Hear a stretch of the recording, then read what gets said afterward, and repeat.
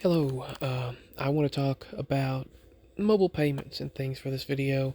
Now, I know where a lot of people feel like this is heading and the direction that it's going, but I mean, the way I am, as long as something is not, if someone wants to use a watch or a phone to do something, that's fine, or a card, as long as something is not on me or in me, like they're not putting it in my hand or they're not putting it like tattooed on me or putting it on my head, then I'm fine. But a lot of people, there were people talking to me and said that they don't understand how it happens. They said it is so weird to them, it's like magic. And I started explaining it to them and they were like, whoa, they were just so confused by it. So for this video, I'm going to be talking a little bit about how this stuff works, but I'm not going to go into detail a lot. I'm just going to talk and ramble on about it. So I was trying to explain to the individual that, by the way, I just wanted to make a relaxing video about how this works. He said it's almost like magic, and I said, really? In a way, it does feel that way. I mean, we went from not being able to do anything to being able to have all this stuff. I told him I witnessed.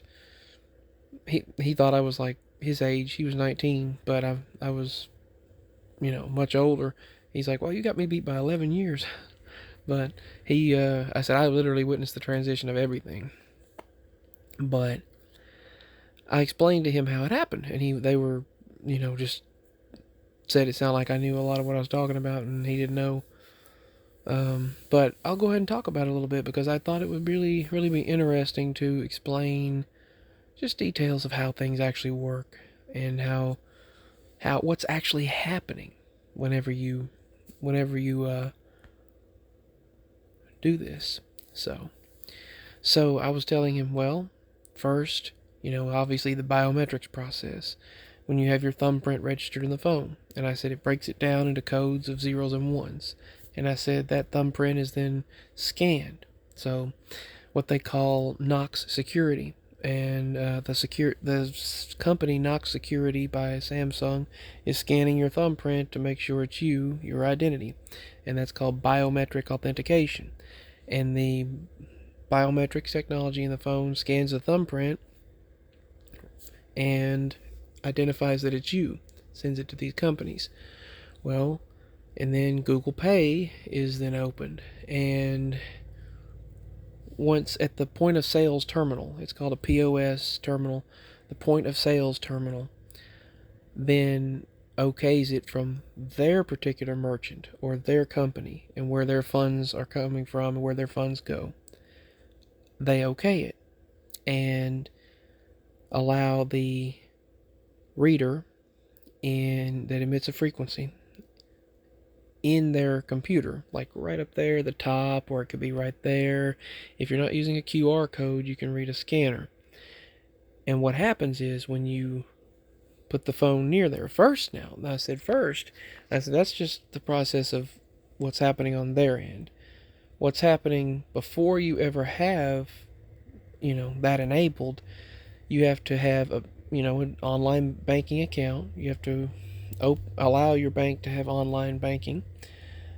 Then you make a digital version of your card. And I said, what that card is called, I was going to tell him all that, but he said he was just like, I don't understand it. But so I just thought I'd talk about it in a video. First, when you put your card in the phone, it creates what's called a tokenized version. Now, it's not the actual card. It's called your virtual account number. And it creates what I just said, a VAN. It creates a VAN, a virtual account number. And that virtual card number is called a token. And so when you add that card, your bank card, to the phone, Google then takes a copy and copies a tokenized version of your card and creates a virtual account number. And that is a virtual card that's shared with the merchant, not your actual card. So what happens is the card that's getting the information being given is the virtual card. The tokenized version or the virtual account number is shared. So when you see that AAC, the SSID, the AID number, the transaction number, the digital transaction code, and you see all of that. So, for example, if you're using your bank and it transfers, the moment you scan that terminal, the moment you lay your phone down, there is a RFID chip, a radio frequency identification chip, that uses an even more advanced form of technology called NFC, or a near field communication. And when that happens, both the near field communication in your phone and the point of sales terminal are both scanning for each other. And now they can do that up to 4 or 5 inches away from the device, the reader. And as it's reading, after you've scanned your thumbprint using biometric authentication, it reads each other. And the card that you have tokenized gets shared. Your original card does not ever get shared with the merchant. And it shares only a virtual account number, and a temporary tokenized version of the card gets shared with the merchant's reader. And they send each other using near field communication. The electromagnetic frequency okays the transaction process to take place. But as it's reading right there at the terminal, as it's reading that phone, the codes that are processing back and forth. For example, if you've added your bank card, if it's a MasterCard, for example, it's got to contact MasterCard, and they've got to okay it. And then they've got to contact your bank, and they've got to send a one-time authentication code. Basically, each time that code's different, and those two codes, they have to match. When that point of sales terminal and your phone sends a code to the bank, they have to match. If they don't, it's like, it's almost like fraud, so they won't accept it. So they are sending a bunch of zeros and ones back and forth, basically, that turn out to be a transaction identification or transaction ID. Once it's, on the receipt, that's what you'll see, a transaction ID, whether it's in PayPal or your bank. So Google Pay gets contacted that funds were sent from your bank through MasterCard to Google Pay. And then those funds, a digital dollar or a digital version of codes, zeros and ones that represent the funds, are transferred from your bank through Google Pay, from MasterCard through that terminal, and it gets sent to their bank. And sometimes if it goes through the credit system, it takes up to 72 hours to process. Like if you were in a gas station and they use credit servers instead, and say you're going to take some money out of the bank, well, they've got to contact MasterCard, they've got to contact your bank, and if you're using the PayPal card you have stored on your phone, it's got to contact all of them: MasterCard, your bank, Samsung, Google, and PayPal, all those companies. The merchant's bank, it's got to contact the people the companies that are and servers that are running the point of sales terminal, and all of them are sending this information back and forth, and then it's got to be okayed. And all of that's not only happening from the phone, but all around.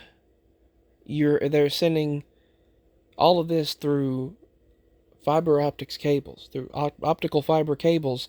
They're all sending this information through beams of light that transmit codes encrypted as zeros and ones.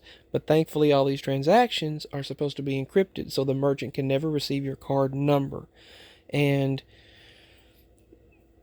a lot of times people view that as more secure or for security purposes. And that's why it's so much more difficult for someone to hack something like this. It's not impossible, but if they were to hack the phone using a near field communication hacking device, they could steal the virtual account number, but then they would never be able to get any funds out because they couldn't get your bank account or your actual MasterCard because it's just a tokenized version. That's why it's so much more encrypted and so much more secure than the other way. But the all of what's going on, for example, if you use PayPal, if you're using PayPal and you transfer money, they got to contact your bank, MasterCard, and then they've got to send money from your bank through MasterCard to the PayPal account. Then Google's got to be notified to send that money over to PayPal. I think that's the next $10 up, and it's called the top up amount. And if the transaction is $15, the top up amount is 20, and then you're left with 5 in your PayPal account, and you can and transfer the rest of it over, stuff like that. That's how that works. But all of that's happening in milliseconds, and people still complain about the speed. So that is why it's almost impossible for someone to get your actual card information. And that's why people usually will use biometrics on the phone, and they'll open the Google Pay service when paying online. Say if you're going on eBay, if you're purchasing something online on a website, well, that merchant no longer has to get your bank information or your card information. You just scan the thumbprint, open up Google Pay, and type in just automatically fill in your Google Pay, and then it will go through that. So they only get an encrypted version of your card, or the tokenized version, not the original. But all that's happening in milliseconds. And then it sends it off in beams of light through the optical fiber cables and communicates to the servers, whether it's in California or New York or wherever. If you're making, usually I think the local version, I think AT&T, for example, it has to have an internet connection. So you're using that phone, it's got to go through Alpharetta, Georgia. So that it goes through Alpharetta, Georgia first before then going to California, and then communicating back with your bank, and then sending the information and the money over, and then to the merchant. And all this is happening in milliseconds. And then you get a notification, and they email you, text you, and then immediately saying, hey, transaction was done, here's your receipt, and all of that. And you get a transaction ID, a digital transaction identification. But all that's happening in literal milliseconds, and a lot of people take it for granted. They'll be frustrated, and they take it for granted that this process is taking place in that amount of time. Now, sometimes it can be slow or delayed depending on network connection and how many individuals are bogging down the network or things like that, but many times it's pretty quick anymore. I've seen people, do that very quickly, and it happens super fast. So, just like on the internet when you're streaming something, it's actually it's like a network of networks. It's like computers that are everywhere that store the content that you're searching for, and then it's requesting it and sending it back to you. An IP address, which is Internet Protocol address, it's actually your device's individual unique code, and that gets sent out just like an address of a house, for example. You won't know where to send the letter if you don't have an address. Well, just like a network server where a video is stored will not know where to stream or send or download that to, depending on what you're doing, if you don't have an Internet Protocol address to send it to. They'll never know where to reassemble the data. So it's like it disassembles the codes and then sends it back and reassembles it, sending it through the fiber optics cable network. And when you're streaming something, it's got to reassemble it on the other side. Especially if it's literal live streaming, that's a whole other ball game. But it is very complex, and it's basically you're just pulling up something from someone else's computer. It's just someone else's hard drive, but it's in server rooms and data storage, data server centers, data centers, whatever you want to call them, and servers that are housing those data centers send the information to you that you requested. And that's pretty much the way it works for everything. You're just getting information from another computer, a network of networks known as the internet. Interestingly, the map of the internet looks very similar to the map of the human brain, of the motor neurons, and the motor neurons in the human brain, as well as the internet network map, look very similar to what they have proposed, the map of the universe looks like. Very, very perplexing stuff there. Anyway, I just thought I would share a little bit about how that works and how, I mean, it's convenient, but and very interesting, very amazing how quickly and how fast these things process from the phone to these multiple companies communicating with each other to the near field communication, electromagnetic frequency, and it's like it. And we've got this technology now to where it is. It used to be on a larger wavelength. Now it's micromillimeter wavelength, which is actually more dangerous on the human body, though. But this micromillimeter wavelength actually transmits data even quicker, and that's what 5G is, the fifth generation signal. But it's actually there are some studies that show that it's, you know what I mean. I'm not going to say it in this video, but so I don't spark any issues. But it's really interesting how this stuff works and how quickly it transmits information and data on this network of networks. And people just don't think about it, and they take it for granted as they use it. But that's all for this video, just a little bit of a simple overview of how mobile payments actually work. Now, if you're using a QR code, Walmart and Kroger, they only allow a QR code. So that's a whole other thing where the QR code on the screen represents the store's information, and then the app that you have with your data or your card information on file, like Walmart Pay, they have your card on file, so when your phone scans that QR code, it represents, a payment for the store needs to take place. They open up your card and you say that particular card you have on file, and then it processes through their servers and then pays using the QR code scan. That's a different type of thing that's not NFC or that's not the same thing as near field communication or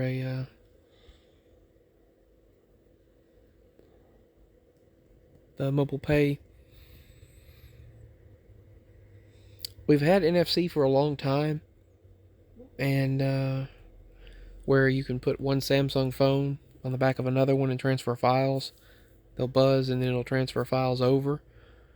Bluetooth has been a near field communication for a long time. Bluetooth will actually transmit data. You can have one phone transfer another picture to another one through Bluetooth. It breaks the codes down, sends it over a Bluetooth frequency as zeros and ones, and reassembles it on the other phone without having to go through using the use of a cellular network, without having to break it down, send it all across the country, and then send it back to a phone that's right next to you. You can just use Bluetooth and transmit it that way, or put one phone against the other and transfer the codes of the picture using near field communication, and they will communicate the zeros and ones necessary to disassemble the picture from one device and begin to reassemble it on the other device. Once the code's broken down, then you see the picture, and reassembled, you see the picture that was sent. That's actually even a more primitive style of transferring things than the cellular network. So it's amazing how this stuff works, and I will talk again some other time. That's all for this video. Just wanted to break it down a bit. Please show support, like, subscribe, and share, as well as put your comments below on whether you enjoyed this video. I love you all. Signing out from this video.